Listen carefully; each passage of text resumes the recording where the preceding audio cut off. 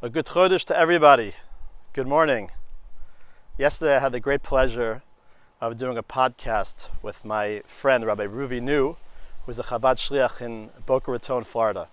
And we spent an hour talking about the Lubavitcher Rebbe this week. Gimel Tammuz is the yahrzeit of the Rebbe. And it's really an auspicious week in that regard, and an opportunity to glean lessons from the life of the Lubavitcher Rebbe. So this morning, when I was learning with my daughter, we came across an interesting story about the Rebbe. It seems that early on in the Rebbe's leadership, so he was having yichidus, he was having individual meetings with a lot of people that would come visit him. And at a certain point, it not became overwhelming, but rather the Rebbe was just a bit concerned, because sometimes he would see things in some of the people that would come see him, and he wasn't really sure if he should be kind of pointing out, particularly in terms of people's religious observance level, etc.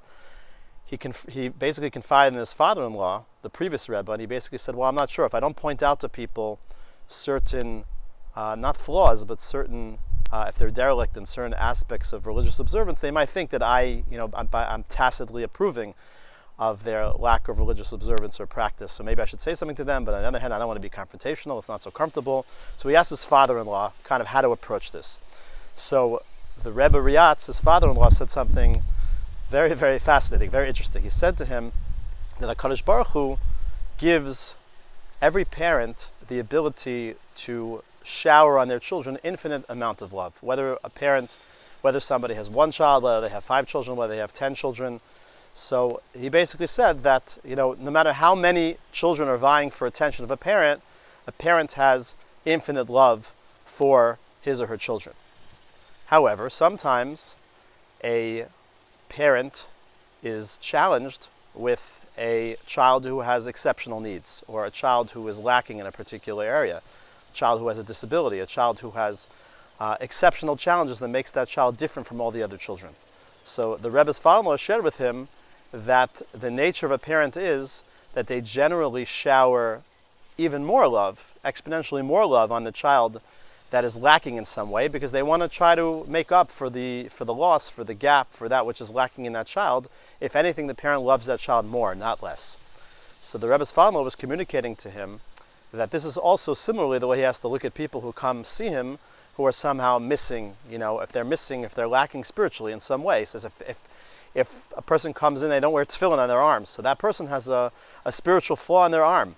And if a person speaks Lashon Hara, they have a spiritual flaw in their mouth, so on and so forth. He began being mita'er, describing to him, delineating each of the flaws that a person may have, or each of the lacks, or each of the disabilities that they may have. It's really a spiritual flaw, a spiritual disability.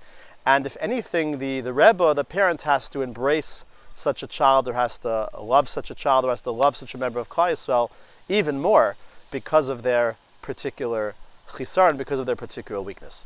I found this to be a very, very inspiring message. As a parent of a special needs child, I can definitely resonated with me. I can definitely understand that when one sees a weakness or a flaw, so a parent who has so much love for a child has even more intense feelings for that child. And I think it's true in general. We look around in Klal Yisrael, we see all different types of things. We see all different types of Jews, all different types of people.